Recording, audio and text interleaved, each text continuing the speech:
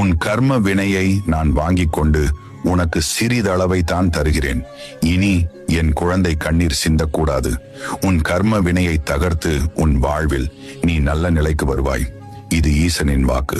அதுவரை நம்பிக்கையுடன் பொறுமையாக காத்திரு.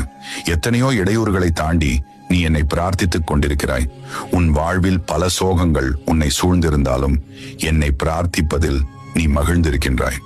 நீ என்னை பிரார்த்திப்பதில் எத்தனை மகிழ்ந்திருக்கின்றாயோ அதைவிட அதிக மகிழ்ச்சியை நான் உனக்கு தருவேன். கவலைப்படாதே. யாருடைய மனதை சரி செய்தால் உன் வாழ்க்கை சீராகுமோ அதை சரி செய்து உன் வாழ்வில் மீண்டும் மகிழ்ச்சி மலரச் செய்வேன். நீ அமைதியாக இரு. உனக்காக அனைத்தையும் நான் செய்து முடித்து தருகிறேன். உன் வாழ்க்கை மீண்டும் மலரும். என் பிள்ளையே, உன் விரலே உன் கண்ணை குத்தியது போல்தான் உன்னோடு இருப்பவர்கள் உன்னிடம் நடந்து கொள்கிறார்கள். அன்பாக இருக்கும் போது ஒரு விதமாகவும் ஆத்திரத்தில் ஒரு முகமாகவும் இரு முகமூடியிட்டு நடக்கிறார்கள்.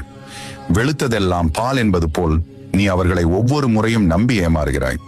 மனிதர்களின் மீது அதீத அன்பு மற்றும் பற்றினால் நீ ஏற்கனவே பட்ட துன்பங்கள் ஏராளம். கிடைக்கும் நேரத்தில் என் நாமத்தை ஜெபித்து உனக்குள் என்னை தேட முயற்சி செய். உன் மனம் அமைதி அடையும், நிம்மதி அதிகரிக்கும்.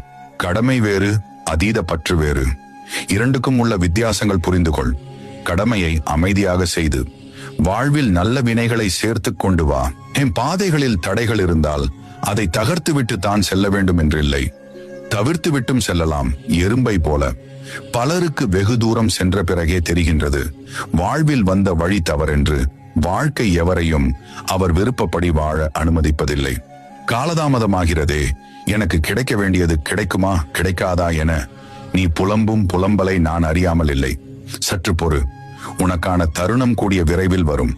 அனைத்தும் கைகூடும் விரைவில்.